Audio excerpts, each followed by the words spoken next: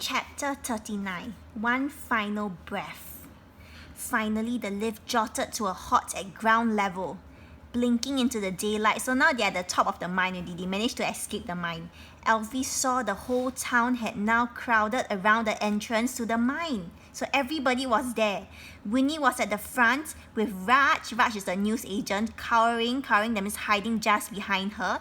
PC Plank was staring at the scene, his mouth open wide in shock.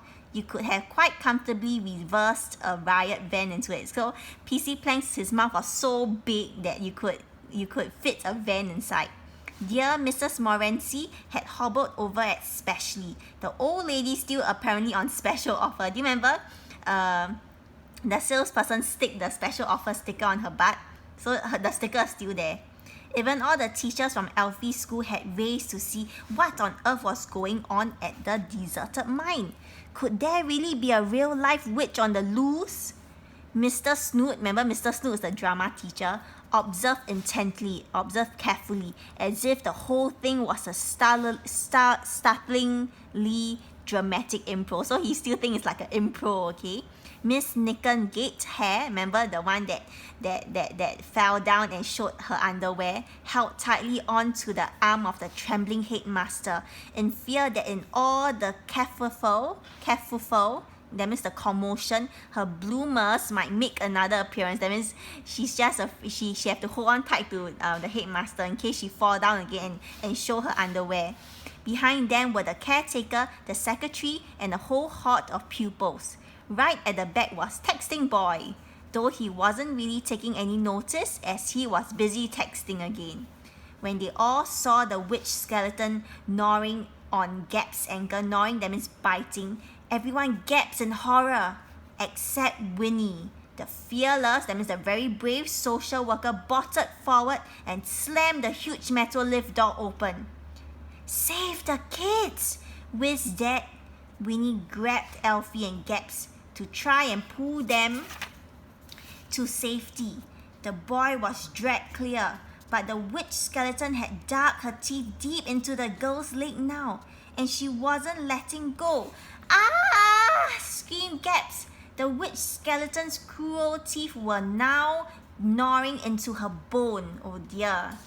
The witch teeth is very deep inside, deep into Gap's leg. Elfie put his arms around Winnie's waist and desperately helped her pull.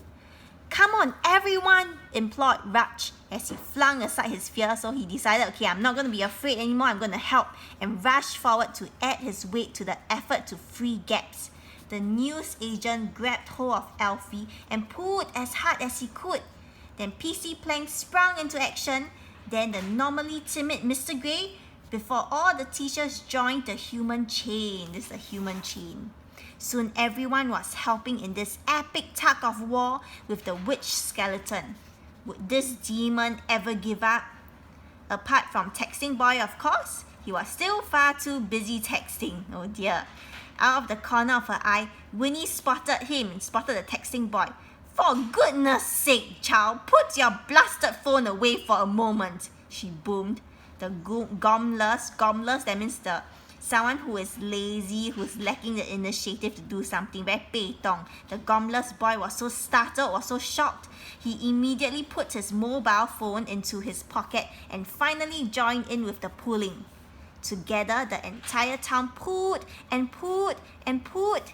Heave, cried Winnie, that means pull. Heave, heave. And with one last collective effort, that means with an effort that everybody made together, they just managed to praise Gaps free of the jaws of the witch skull. Yes, they managed to pull Gaps out of the witch jaws. The whole town landed on the ground in a giant heap, in a giant mess. Squashed at the bottom of that giant heap was poor Mrs. Morency. The witch skeleton, her bony cat now climbing onto her shoulders, had torn more fully through the cage floor of the lift.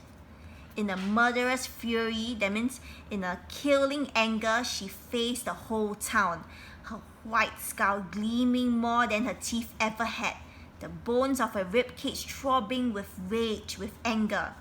I am going to eat all of your children, boil them alive and feast on their bones, she roared. The crowd all took a pace back in terror. Alfie's father was lying motionless on the lift floor.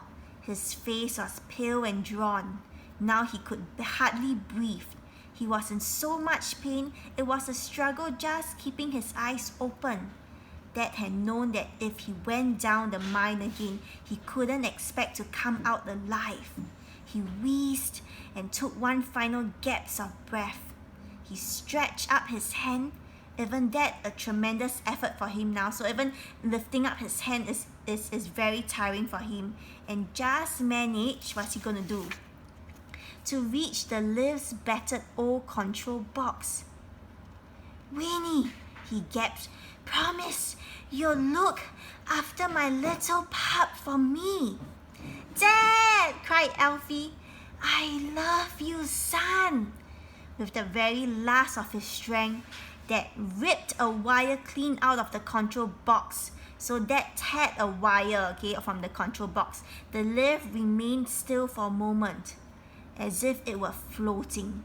Then suddenly, it began to plummet down. That means it began to fall down very, very fast. The chef taking the witch skeleton and cat skeleton down with it. No! Screamed the boy as his dad dropped out of view. So the lift, dad is in the lift, right? So the lift fell down all the way down, together with the witch and the cat. But Alfie was helpless to stop it from happening. Winnie grabbed him and held him close. Alfie shut his eyes tightly and buried his head into her chest. It was the last time he would see his father. The witch was dead.